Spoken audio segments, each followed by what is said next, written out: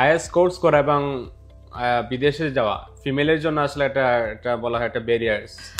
ফিমেলরাও এখন অনেক বেশি এগিয়ে যাচ্ছে সবকিছুতে, তারাও সিচুয়েশনের সাথে ফাইট করতে জানে। হাই এভরিওয়ান, আইএসএ আপনারা কে কে মানে 7 পেয়েছেন কমেন্ট বক্সে জানাবেন।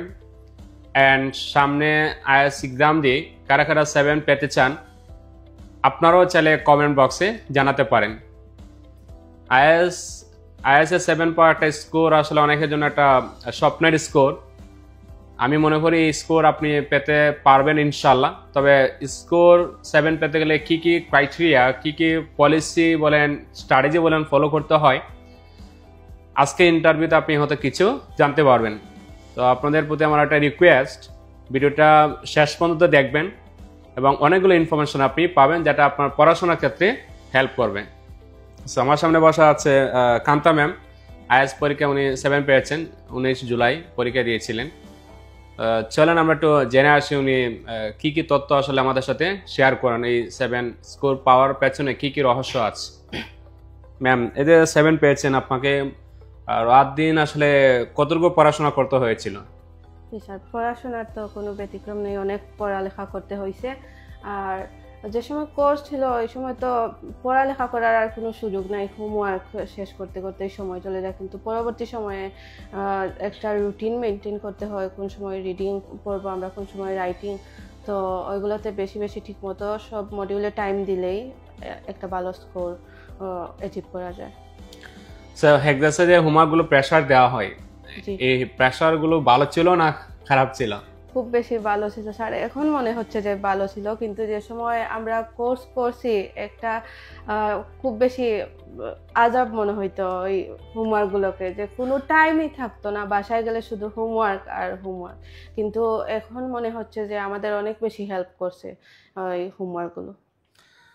আপনি একটা জিনিস দেখবেন যে বিভিন্ন ধরনের ইংলিশ মিডিয়াম স্কুলগুলো অথবা ভালো স্কুলগুলো তারা প্রচুর পরিমাণ হোমওয়ার্কে আসলে অনেক জোর দিয়ে থাকে, যাহলে তাদের রেজাল্টগুলো অনেক ভালো আসে এবং ডেভেলপমেন্ট হয়।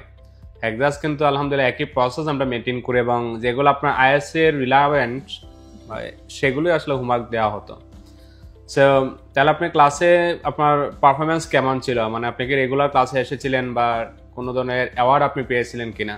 জি স্যার, আমি রেগুলারই ক্লাসে আসছি আর ক্লাসের টপ পারফর্মারও ছিলাম। আর অন্য যে কম্পিটিশন হয়েছে যেমন ওয়ার্ড কম্পিটিশন আর কমন মিস্টেকস, ওইগুলোতেও আমি যে অ্যাওয়ার্ড পাইছি। আর ক্লাসে আরও এক্সাম হয়েছে যেমন লিসনিং টেস্ট, ওইগুলোতেও সিলেক্টেড ছিলাম। আপনি বিভিন্ন ধরনের অ্যাসাইনমেন্টের সাথে আপনি মানে যুক্ত ছিলেন, যেমন ছিলেন আপনার কমন মিস্টেক, তারপর হচ্ছে ওয়ার্ড কম্পিটিশন।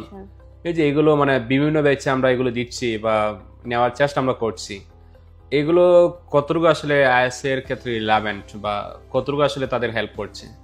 অনেক বেশি হেল্পফুল ছিল স্যার। কমন মিস্টেকস পরে আমরা ছোট ছোট মিস্টেকগুলো জানতে পারছিলাম, যেমন আমরা কি কমন মিস্টেকগুলো করে থাকি আইএলটিএসে। তো কমন মিস্টেকসের যে সময় এক্সাম নেওয়া হতো তো পড়তে দেওয়া হতো, তো আমরা পড়তাম, পরে অনেক কিছু জানা গেছে। আর ওই যে ওয়ার্ড কম্পিটিশনের ওয়ার্ডগুলো শিখে অনেক নতুন নতুন ওয়ার্ড শিখতে পারছি, ওইগুলো পরবর্তীতে স্পিকিং টেস্টে কাজে লাগাইতে পারছি বা রাইটিংয়ে লিখতে পারছি। তো ওইগুলো অনেক বেশি হেল্প করছে আমাদেরকে, অনেক কাজে দিছে। হেক্সাসে আপনি 6 ফ্লোরে রিসেপশনের সামনে এখানে বিভিন্ন ভালো স্কোর বোর্ড লাগানো আছে 8, 8.5। তো মাঝে মধ্যে এগুলো দেখে আসলে আপনি অনুপ্রাণিত হয়েছিলেন কিনা যে আমারও আসলে যদি এটা আসতো? জি স্যার, খুব বেশি অনুপ্রাণিত করছে ওইগুলা দেখলে, যে অনেক খুব ভালো ভালো স্কোর। তো ওইগুলো দেখলে নিজের মধ্যে একটা আগ্রহ জাগতো যে আমিও ঠিক মতো পড়ালেখা করলে হয়তো এরকম একটা স্কোর পেতে পারি। তো নিজেকে আর কি মোটিভেট করতাম ওইগুলো দেখে। মানে একটা যেটা বলা হয় আসলে সান্ত্বনা আর কি। ওকে, দ্যাটস ফাইন। সো আপনি এক্সাম দেওয়ার আগে অবশ্যই অনেকগুলো মক টেস্ট দিয়েছেন। জি স্যার। সো হেক্সাসে মক টেস্ট আপনার স্কোর কত আসতো? এবং যেটা আমরা যারা ফিল করি অনেকের মধ্যে একটা এক্সাইটমেন্ট কাজ করে, যারা 7 পায় 8 পায় তারা বেসিক্যালি হেক্সাসে মক টেস্ট আসলে মানে কত পেয়ে থাকে। আপনি কত পেতেন? ফার্স্ট যে মকটা দিছি ওইটাতে 5.5 আসছে, তো ওইটা দেখে একটু ডিমোটিভেট হয়েছে যে মাত্র 5.5। পরে আরো কয়েকটা দিছি মক টেস্ট আর ওইগুলোতে 6.5 আসছে। ওকে, তো দেখা যাচ্ছে কম্পেয়ার করলে মানে আলহামদুলিল্লাহ স্কুলগুলো বেড়েছে। জি sir. Okay, that's great. So হেক্সাসে আপনি কি কি ফ্যাসিলিটিস নিতে পেরেছেন? হেক্সাসে আমরা মানে অনেক ফ্যাসিলিটিস আছে।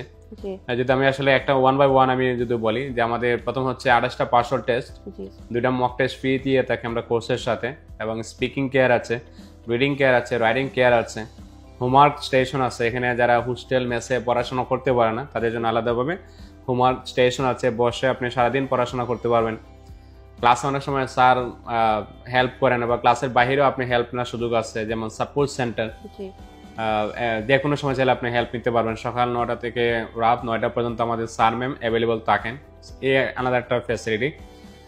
অ্যান্ড একটা হচ্ছে যে ফাইনালি এক্সাম সলিউশন। তো আমি যে ফ্যাসিলিটিসগুলো বললাম, আপনি কোন কোনগুলো আসলে আপনি নিতে পেরেছেন? জি আমার আইএলটিএস এর কোর্সের বাইরেও আমি reading care, writing care, speaking কেয়ারে জয়েন হয়েছি। ওইগুলো অনেক বেশি সাহায্য করছে। আর পরবর্তীতে যে পার্সোনাল টেস্টগুলো দিছি ওইগুলো দিয়ে আর কি নিজের ভিতরে অনেক কনফিডেন্ট আসছে। রেজাল্টগুলো দেখে আমি নিজেকে আরও বেশি শুধরাতে পারছি যে কোন মডিউলে বেশি টাইম দিব, কোনটাতে না।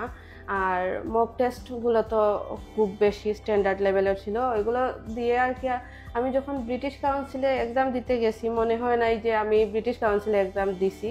হেক্সাসের মক টেস্টের মতোই একদম এনভায়রনমেন্ট ছিল, অনেক ভালো। স্যার আপনি একটা টেনশনে ছিলেন যে আসলে সিডিআইএস চলে আসতে পারে, জি এবং আরেকটা বিষয় হচ্ছে আপনার পড়াশোনা, তো আপনি মনে হয় 4th ইয়ারে পড়াশোনা করেন। জি তো অনার্স কমপ্লিট হওয়ার আগে আপনি আইএস এক্সাম দিয়েছেন। আপনি তো চাইলে পারতেন যে অনার্স কমপ্লিট করার পর তো আপনি কমপ্লিটলি ফ্রি থাকতেন, তখন জি। আপনি দেওয়ার সুযোগ ছিল। জি এর আগে দেওয়ার কারণ কি ছিল? স্যার সময় বাঁচানোর জন্য পরবর্তী সময়ে যখন আমি অনার্সটা শেষ করব তখন আমি তাড়াতাড়ি অ্যাপ্লাইও করতে পারবো। আর এখন আমি একটা পড়ার ফ্লোতে ছিলাম, তো ওই সময়টাকে কাজে লাগাইছি, পড়ছি ঠিক মতো। পরবর্তীতে হয়তো দেখা যেত কোন সিচুয়েশন থাকতো বা কি, তো আগেই এক্সাম দিয়ে রাখছি পরবর্তীতে যেন আর কোনো কিছুতে লেট না হয়, তাড়াতাড়ি সব কিছু শুরু করতে পারি। এক্সাসে যে ক্লাসগুলো আসলে হতো, মানে আপনার কি মনে হয় এটা কি আসলে ট্র্যাডিশনাল ওয়েতে ক্লাস হতো, না আসলে মডার্ন টিচিং যেটা বলা হয় আসলে এই ওয়েতে ক্লাস নেওয়া হতো? না স্যার, ট্র্যাডিশনাল তো না, মডার্ন টিচিংয়ে সব ফ্যাসিলিটিস অ্যাভেলেবল ছিল। আর অনেক ইন্টারেক্টিং ছিল। স্যার ম্যামরা সবসময় এই পড়ালেখার বাইরেও যেমন ওয়ার্ড গেম, একটা কম্পিটিশন ছিল সবার মধ্যে। আর স্যার ম্যামরা অনেক মোটিভেট করতেন, যা যে সময় যে কিছু লাগতো আর কি সব কিছুই ছিল। তো এটা ট্র্যাডিশনাল বলবো না, কারণ ট্র্যাডিশনাল ওয়েতে তো শুধু শিক্ষকরাই বলে যান বা শিক্ষার্থীদের কোনো ওপিনিয়ন নেওয়া হয় না বা কিছু। কিন্তু হেক্সাস জিন্দাবাজারের টিচিং সিস্টেমটা মানে এখানে পেয়ার টাস্ক, গ্রুপ ডিসকাশন, জি। মানে একটা সবসময় একটা ইন্টারেক্টিভ থাকতো আর জি। কি। ওকে, দ্যাটস গ্রেট। সো হেক্সাসে আপনি মোটামুটি প্রায় 3 মাস 4 মাস আপনার সময় ছিল, এবং এই জি। সময়টা আপনি যথেষ্ট সময় দিয়েছেন। তো হেক্সাসে ক্লাস টিচারের পাশাপাশি আরো যে স্যার ম্যাম আছেন অথবা ম্যানেজমেন্ট আছেন, জি সেখান থেকে আপনারা আসলে কতটুকু মানে সহযোগিতা পেয়েছিলেন? স্যার সবাই খুব হেল্পফুল। যে সময়ে যার কাছে কোনো হেল্প চাওয়া হয়েছে তারা ইনস্ট্যান্টলি যেভাবে সাহায্য করতে পারেন করছেন। আর সবার ব্যবহারও খুব বেশি ভালো। তো যে সময় যা আমরা চাইছি পাইছি তাদের কাছ থেকে। ও, আপনি কি মনে হয় যে ক্লাসের আগে অথবা ক্লাসের পরে, ধরেন আপনার স্টুডেন্ট মিস করলে ক্লাস, আমরা ফোন দিয়েছি, জি এটা কি হেক্সাসে আসলে হয় কিনা বলেন, যে কেউ ক্লাস মিস করলে আমরা ফোন দেই, এই জিনিসটা হয় কিনা? জি স্যার, ক্লাস মিস করলে ফোন দেওয়া হয়, বা যে কোনো সময় পার্সোনাল টেস্টের, স্পিকিং টেস্টের আগেও কল দেওয়া হয় যে আপনার কালকে টেস্ট আছে আসবেন। তো ওইগুলো তো একদম ঠিকই। কেউ এবং ইমেলের মাধ্যমে আমরা মক টেস্ট রেজাল্টও পাঠাচ্ছি। জি দ্যাট মিনস আমরা চাচ্ছি আর কি যে আপনার টেস্টটা দিতেই হবে, মানে এটা মনে হয় যে আমরা টেস্ট নিচ্ছি, মানে স্যার, দিচ্ছি আর কি, বিষয়গুলো এমন অনেক বেশি কেয়ার করা ওকে হয়। কেয়ারিং করা হয়।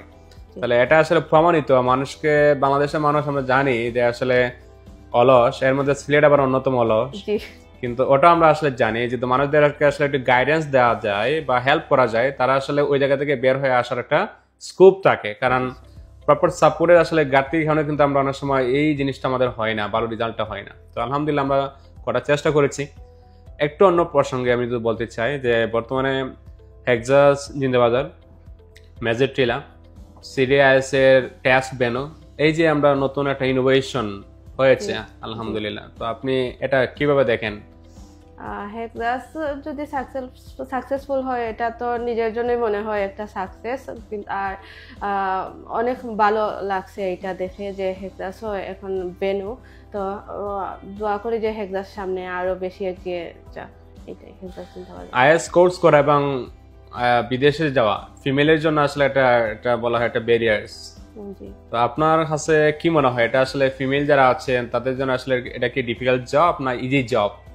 না স্যার, এটা যদি মনে করা হয় ব্যারিয়ার তাহলে ভুল হবে, কিন্তু ফিমেলরাও এখন অনেক বেশি এগিয়ে যাচ্ছে সব কিছুতে, তারাও সিচুয়েশনের সাথে ফাইট করতে জানে। তো তাদেরকে আর কি এই চান্সটা দেওয়া দরকার নিজেকে প্রুভ করার জন্য। আর তারা যদি এগুলোকে চ্যালেঞ্জ হিসাবে নেয় তাহলে তারা আরও বেশি এগিয়ে যেতে পারবে।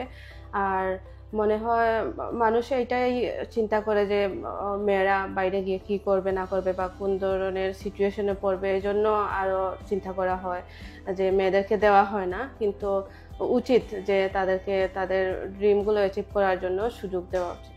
আপনি লিসনিং এবং রিডিং এ মোটামুটি আলহামদুলিল্লাহ ভালো স্কোর পাইছেন। জি। কত স্কোর ছিল আপনার listening reading a? Listening reading a 7.5 করে দুইটাতে ছিল। সো আপনি যদি একটু মানে আইডিয়া শেয়ার করতেন যে আপনি আসলে কিভাবে পড়াশোনা করতেন। অনেক আমার অসহায় ভাই বোনেরা আছেন যারা ইংলিশে অনেক প্রচুর দুর্বলতা আছে, এবং শিক্ষার্থীরা মানে কিছু বিষয় যদি শেয়ার করে যারা আইএসএ ভালো স্কোর পায় তাদের জন্য আসলে অনেক সুবিধা হয়। কিন্তু দিন শেষে আসলে ক্লাসে যারা ক্লাস নিচ্ছেন তারা যে টেকনিকগুলো আসলে শেয়ার করা হয় সেগুলোই আসলে ফলো করলে মোটামুটি হাই স্কোর চলে আসে। তারপর অনেকের মধ্যে একটা কিউরিওসিটি থাকে। আপনি যদি মানে ওনাদের উদ্দেশ্যে কিছু বলতেন। লিসনিং এ তো স্যার কেমব্রিজ সলভ করাটাই সবসময় কেমব্রিজ সলভ করতাম। আর রিডিং ফার্স্ট টাইম আমার খুব বেশি হার্ড মনে হয়েছিল, যে রিডিং মনে হয় আমি পারবো না, রিডিং প্যারাফ্রেজ করে দেওয়া থাকে, মাথায় ঢুকে না অনেক সময়। কিন্তু পরবর্তীতে টাইম দিছি অনেক রিডিংয়ের, সবগুলো কোয়েশ্চেন টাইপ নিয়ে একটু ঘাটাঘাটি করে যে কীরকম কী করা যায়, আর স্যারের হেল্পও নিছি। তো ওইগুলোতে টাইম দিতে দিতে এক সময় যেমন which paragraph contains list of heading, ওইগুলোতে একটু চাপ মনে হইতো। তো ওগুলোতে বেশি টাইম দিছি। তো দিলে ঠিকমতো পড়ালেখা করলে ওইগুলো কোনো সমস্যাই না। আসলে ঠিকমতো পড়তে হবে, একটু বুঝে বুঝে, কোনো চাপ প্রেশার না নিয়ে নিজের উপর ট্রাস্ট করতে হবে আর পড়তে হবে। ওকে, সো আলহামদুলিল্লাহ প্রথম ধাপ আপনার শেষ, মানে মোটামুটি টেনশন মুক্ত। এখন দ্বিতীয় টেনশন হচ্ছে প্রসেস করা। জি স্যার। এখন আপনি মানে ইউকে তে সিলেট যারা আছে তাদের প্রথম ড্রিম কান্ট্রি হচ্ছে ইউকে। আপনার কোন দেশ? জি স্যার, ইউকে তো আছে। আর পরবর্তীতে দেখবো ফ্যামিলি থেকে যদি ফ্যাসিলিটিস যে দেশে ভালো মিলবে সেই দেশেই দেখবো, কিন্তু ইউকে ফার্স্ট প্রায়োরিটি থাকবে, কারণ ওইখানে ফ্যামিলি মেম্বার্সরাও আছে। রিলেটিভস তাহলে বিশাল একটা হেল্প পাওয়া যায়। আমার নিজের ভাইও আছে, বড় ভাই। তো ওকে, দ্যাটস গ্রেট, ভেরি নাইস। মানে এটা বলা যায় আসলে ভালো একটা লিংক। জি। সো আপনাকে ম্যাম অসংখ্য ধন্যবাদ আপনার মূল্যবান সময় দেওয়ার জন্য। আপনাকেও বেস্ট অফ লাক।